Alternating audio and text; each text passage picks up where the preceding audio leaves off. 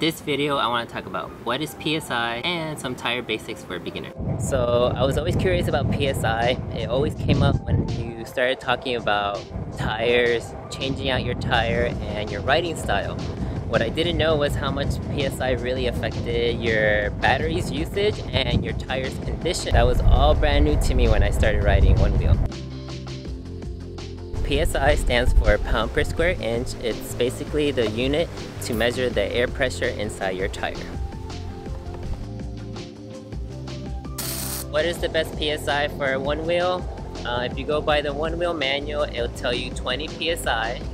But however, I will say most will tell you that you should take your weight and divide it by 10, and that'll give you a good starting point. In my case, I weigh 165 pounds.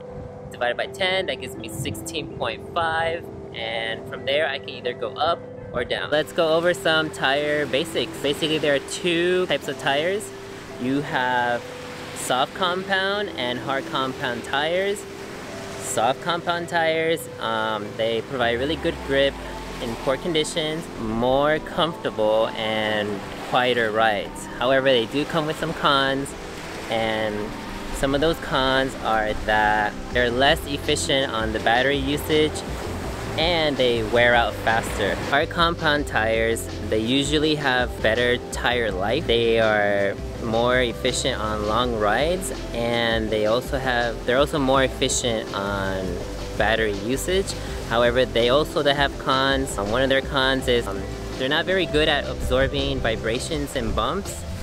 And another one is that they don't provide the best traction on off-road conditions. Okay, so I tested out 3 different PSIs on my stock tire Pint X. And my first PSI was 27.5, which is like the highest I've ever done. I don't really go that high. I did 4 points. I checked at 4 points. First point was 88%, then I got 80%, then I got 74%, and then when I finished, 63% after a 10-mile run. 27.5, so I can tell you right now, just from that sound, it's like a rock.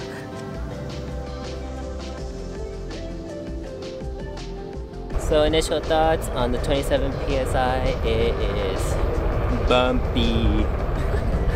Bumpy but fast. Afterwards, I went with the recommended Onewheel PSI, which is 20 PSI, and then the results for that one were 85%, 76%, 68%, and then I finished with 54% after 10 miles. And then I went with the lowest. The lowest PSI was 12 PSI. I mostly ride in the street, so I don't go 12, but I wanted to test it out. And so the results were 83%, 73%, 64%, and then I finished with 46%. Bring it down to 12. Nice in one shot. One go. So first thoughts, so I picked it up. It's lighter, way lighter than usual. Let's see. I think it's still pretty hard, maybe a little bit squishier. After going on grass and over roots and stuff like that, definitely you can feel a difference. You can take bumps a lot easier. Okay, so first initial thoughts. Tire, a lot more squishy. Definitely has that cushy feeling. Did notice that it's a little harder to carve. It's not as nimble. I'm not really sure about the torque or the takeoff speed. I feel like it's a little slower than usual. But in conclusion, you know, PSI is one of those things where you're just gonna have to go out there, get your rides in, try different PSIs, figure out what kind of riding you like, trail, street. Once you figure out your number, that's it. You're good to go. Thank you so much for watching my video. Please like, subscribe, and leave a comment at the bottom if you found this video helpful.